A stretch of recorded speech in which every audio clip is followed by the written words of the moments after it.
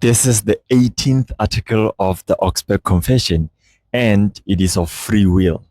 It reads as thus. Of free will, they teach that man's will has some liberty to choose civil righteousness and to work things subject to reason, but it has no power without the Holy Ghost to work the righteousness of God, that is, spiritual righteousness.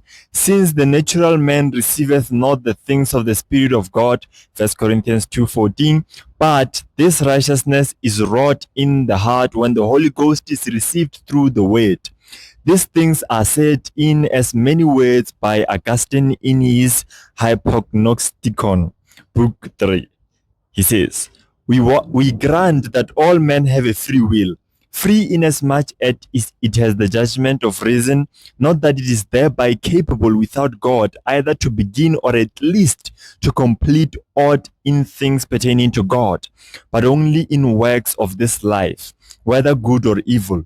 Good I call those works which spring from the good in nature, such as willing to labor in the field, to eat and drink, to have a friend, to clothe oneself, to build a house, to marry a wife, to raise a cattle, to learn diverse useful arts, or whatsoever good pertains to this life.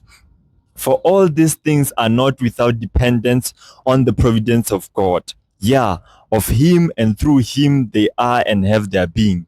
Evil I call such works as willing to worship an idol, to commit murder, etc.